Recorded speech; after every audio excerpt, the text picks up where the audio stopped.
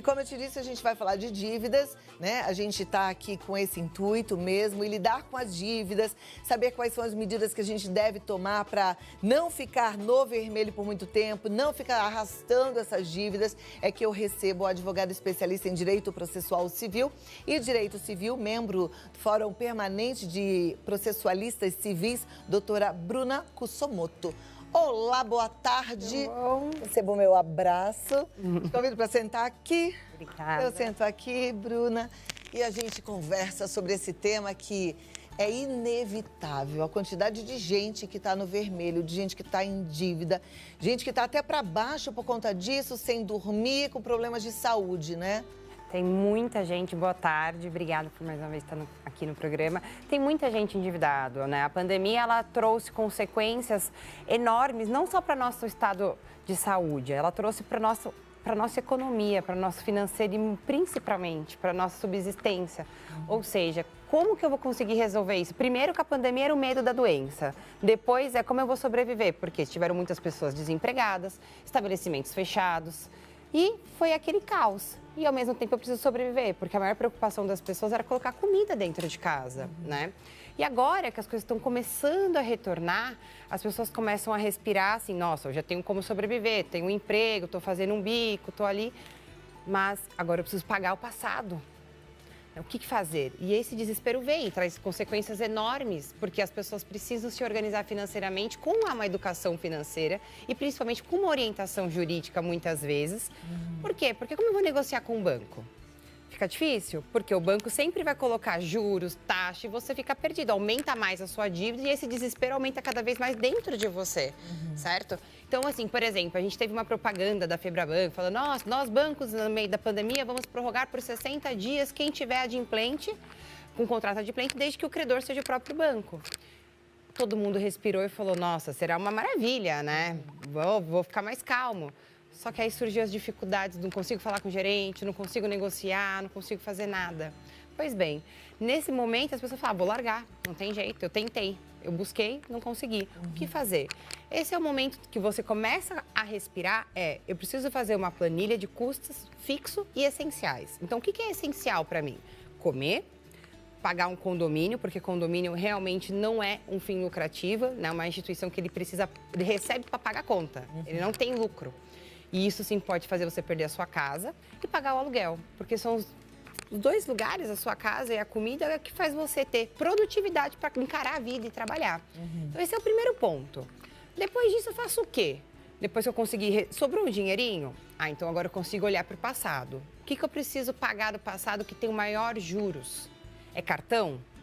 Opa, o juros do cartão é super alto, cheque especial é altíssimo. Então, talvez seja uma boa coisa começar a pensar em pagar isso e renegociar.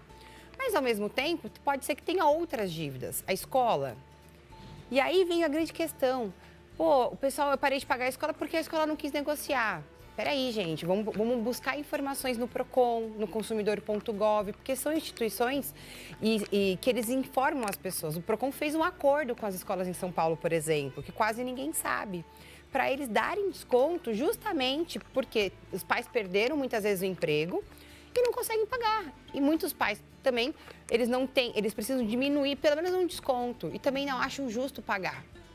Né? Então, o Procon vem orientando, porque tiveram mais de 5 mil reclamações, por exemplo, de escola, que não querem negociar.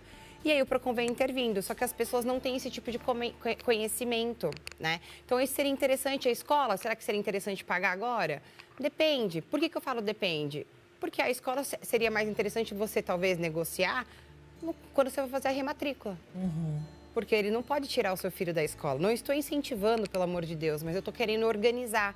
E por isso que é tão essencial você ter uma planilha, você colocar, justamente para você ver o que é mais importante, qual é o maior juros e o que eu falei, não, do passado eu preciso pagar isso. Então, assim, conta de luz, de água na meio da pandemia não vai ser cortada. Então, peraí, eu posso guardar, eu vou pagando um pouco, eu vou pagando uma ou outra. Tem que ser alternado, mas para isso você precisa colocar uma planilha e colocar simplesmente o que é essencial e o quanto sobra. E desse quanto sobra, o que eu consigo pagar do passado e ligar para as pessoas negociando. Né? É importante fazer essa negociação. Eu percebo que muitas pessoas se sentem envergonhadas, né? elas já estão culpadas porque elas estão achando que elas fracassaram e não se sinta culpado porque você não fracassou.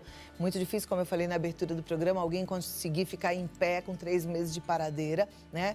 Mas é possível negociar. Como é que seria o ideal para a gente negociar, por exemplo, uma dívida de banco? A gente marca com quem para conversar? A primeira coisa que é essencial é você pegar todos os seus contratos que você já tem. Então, assim, eu tenho um contrato de empréstimo. Eu não vou conseguir pagar, não adianta, eu perdi o emprego. E aí eu vou falar, vou ler esse contrato, eu vou olhar qual é os juros que está sendo aplicado e vou ligar para o gerente. Vou falar, gerente, eu consigo parcelar isso, jogar essas parcelas para o futuro, eu preciso refinanciar? Ou, qual é a outra opção que eu também dou uma ótima dica? Procure outros bancos. Porque talvez o outro banco possa te dar um juros menor e comprar essa dívida desse banco A, faz uma portabilidade para o banco B com um juros menor e você consegue parcelar de uma forma mais extensa e, ao mesmo tempo, dar um fôlego para você. Às vezes, ele pode te dar uma carência, porque talvez para aquele banco pode ser interessante essa dívida. Porque isso existe? Muita portabilidade, muito. Olha lá, talvez você também não soubesse. Então, se você tem a dívida num banco, você pode fazer a portabilidade, basta você ir no banco que você procurar outros bancos. Eu sempre falo, procure todos os bancos. Por quê? Porque você precisa saber qual é o banco que tem o menor juros. Muitas vezes a gente está empolgado, fala, não, esse meu gerente é super amigo. Gente, o gerente vive também disso. Então tem que tomar um pouquinho de cuidado de quem é amigo. Porque amigo mesmo, se você estiver devendo, você vai falar com o gerente, ele fala, não posso fazer nada. Então aonde está a amizade? Então não, ele é um profissional simpático, que trabalha com o público, então ele precisa ser cativante, né? Isso não quer dizer que ele é seu amigo. Então, a portabilidade é uma possibilidade, tá? E, além disso, existe também uma coisa que fala, eu tô devendo 6 mil com juros de 3%, sei lá, por exemplo. Pô, se eu pegar um outro tipo de empréstimo, por exemplo, um empréstimo consignado, o qual a garantia está no meu salário, os juros é menor. Será que não é melhor eu pegar o empréstimo para quitar esse daqui com juros menor de um empréstimo consignado e aí eu consigo respirar porque vai te descontar direto? É uma possibilidade também. Por isso que é tão interessante você sentar com o gerente e falar quais são todos os empréstimos que você tem. Eu preciso saber quais são todas as taxas para ver qual que é melhor para mim. E aí vai no outro banco também pergunta. E vou dar uma dica super interessante. Bruna, como é que eu sei que o juros está acima da média do mercado, se o juros está abusivo ou não? Gente, no Banco Central, o Banco Central ele pega todos os juros de todos os bancos e ele faz uma média. Então, assim, se o juros estiver acima dessa média, então basta entrar no Banco Central e perguntar qual é o mês, qual é o juros desse mês que você pegou empréstimo, tá? Para ver se aquele juros aplicado no seu contrato está acima da média do mercado ou não. Se estiver acima da média, até 50%, 30% acima, pode ser, alguns juízes consideram ok, legal, não é abusivo. Mas se tiver muito acima de 50%, isso se torna um juros abusivo. Aí o que eu te oriento?